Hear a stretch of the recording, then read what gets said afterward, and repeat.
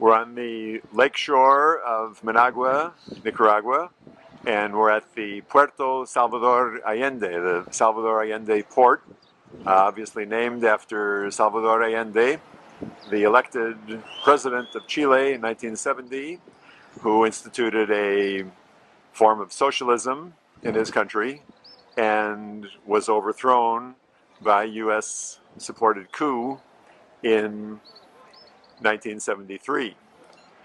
So here we see Nicaragua honoring the memory of Salvador Allende. And we can see this little statue or bust of President Salvador Allende. And we're on the lakeshore of Managua, Nicaragua. So we'll be considering some of the similarities between the history of Nicaragua and US intervention here in relation to the history of Chile and US intervention there, a different kind of intervention, but with many similarities. This bust of President Salvador Allende, President of Chile, constitutionally elected in 1970, overthrown by an extremely brutal coup supported by the United States in 1973. And Phil Wheaton, of course, was very much involved in Christians for Socialism, which developed in relation to the socialist government of President Allende in Chile from 70 to 73. And then Phil was very much involved in Christians for Socialism and other organizations of solidarity based in the US and in relation to the struggles of Latin America during the 70s, 80s, and even in the 90s and currently. Here we have a message which represents the thinking and the political philosophy and purposes of President Allende.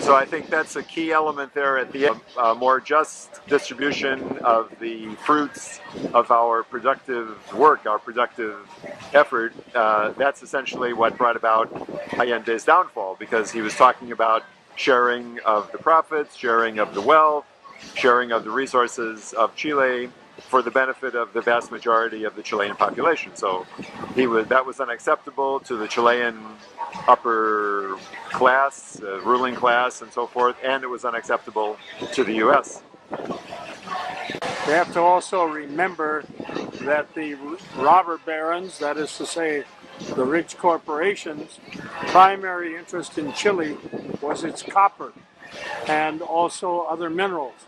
And so they controlled all the copper mines to the point that finally that became the primary interest of the United States in terms of that flow of minerals into the United States. And that was the one thing that Allende said he was going to challenge and nationalize the copper mines, and that's what he started to do, and that's what led to his overthrow. Okay. This was, of course, was during the administration of Richard Nixon, and a key player in that administration and in the coup, of course, was Henry Kissinger. And so the U.S. had expressed their disapproval of Allende even from the time he was elected, correct? Exactly right.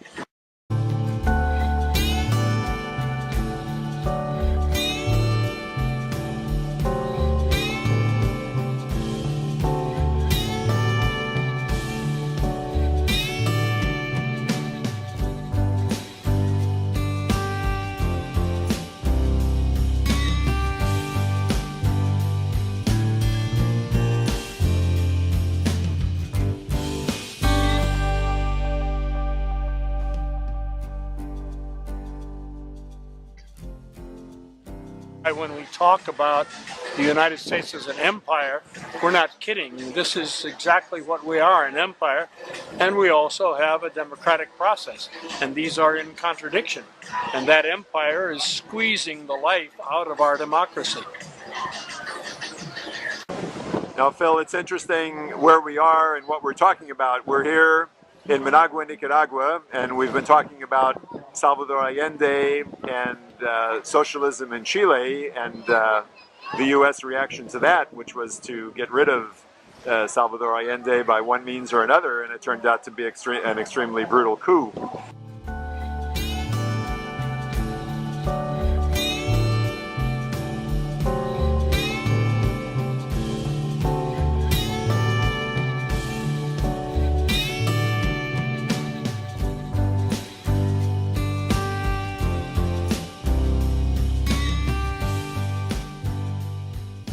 They put into power one of the most reactionary generals that they had in the Chilean army and made him basically a dictator. And he served in that role from 1973 until 1988. And they had a plebiscite, and that plebiscite was basically negative as far as he was concerned, and 2 years later Pinochet was out of power. One of the interesting aspects of that is that the United States was totally behind this kind of a government in which thousands of people were imprisoned, many thousands killed, many tortured subsequently. And we, on my last stay, we were stayed with Pedro Mata, who was the one who restored one of the main torture chambers in Santiago, Chile. And that is available for anyone to see. And the some 23 stops, that is to say different torture types of torture administered in each one of those spots. And almost nobody survived all of those tortures and stuff. And this person that I'm speaking of, Pedro Mata, who was one of those survivors, is the one who restored that exhibit, so that anyone who goes to Chile today can visit where this happened and the evidence that it had took place. So the similarity between U.S. policy regarding Allende and U.S. policy in the 80s regarding the Sandinista revolutionary government was that the U.S. intended to destroy both of those socialist experiments, but they used different means, somewhat different means. Yes, and I think that there has been inculcated into the minds of most Americans that anything socialistic is bordering on communism, and communism is obviously the most evil force in the world because it believes in the collective welfare and justice for all peoples.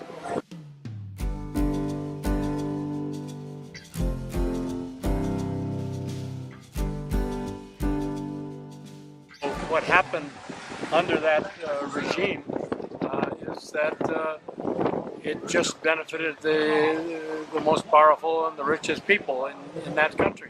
And that's one of the things that we're suffering from, as all Americans know, in the United States today, where we have most of the wealth in the hands of a very, very small minority, and most of the rest of us are having trouble getting a job or holding a job right now.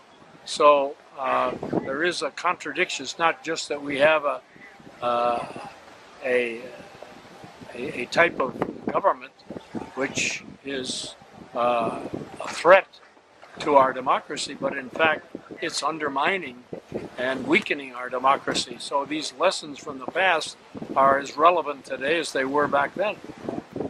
And so here in Nicaragua, of course, the U.S. was out to overthrow, in one way or another, undermine the Sandinista revolutionary government for the same reason that the U.S. has always intervened in Latin America and other parts of the, shall we say, the Southern Hemisphere to preserve the profit-making opportunities for U.S. corporations and banks, Yes. and to prevent any genuine kind of socialist development.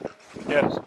And so one of the tragic things about this is that the United States, besides Vietnam and now the war in the Middle East, was also fighting a whole series of wars that were carried out about different countries that were all seeking to liberate themselves from this kind of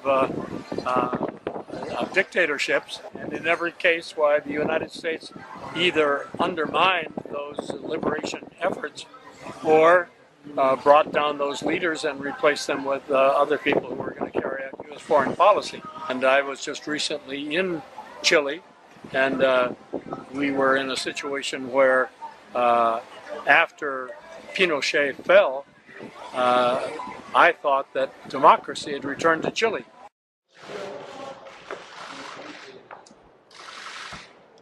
Good afternoon, everybody. It's my great privilege to welcome the President of Chile, President Piñera, here. Chile is a strong democracy, what we would say a consolidated democracy. And in fact, what we discovered is that we were living in a post-war, post-coup period. Democracy had not returned to Chile.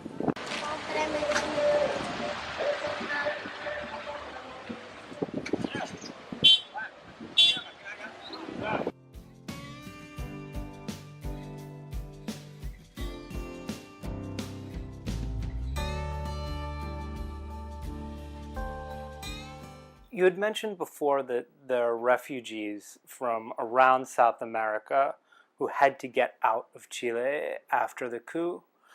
And there was one case you mentioned where there are 12 Brazilians stuck in Chile, and you get a phone call that they need help getting out. It was an interesting event, what happened. I received a cable from, as a matter of fact, from CONAR. And the cable was very clear. They had everything that they needed there to get them out. But they had to go through Panama for their flight. They had to come through JFK, Kennedy Airport in New York for the next part of the flight in order to get to Canada, where they were being expected. A friend of mine was in Panama, and I called them on the phone, and I told them exactly what the crisis was. And did these people have any documents? No. The document was supposed to be available to them in Canada. Okay. And nobody had taken the time to send it, and they were ready to leave. And the fear was the gates would be closed to everybody, and they'd never get out of Chile. So the UNHCR, the United Nations High Commissioner for Refugees representative, pushed the government, let them get on a plane. I had called a friend who was in Panama named Phil Wheaton. And I said to Phil, this is our situation. They have no transit visa to go through Panama. Do the best you can. And he went down like the owner of the immigration department, and he told them these people were coming through, that they were going to be going to JFK. There was a lawyer in JFK who would be receiving them.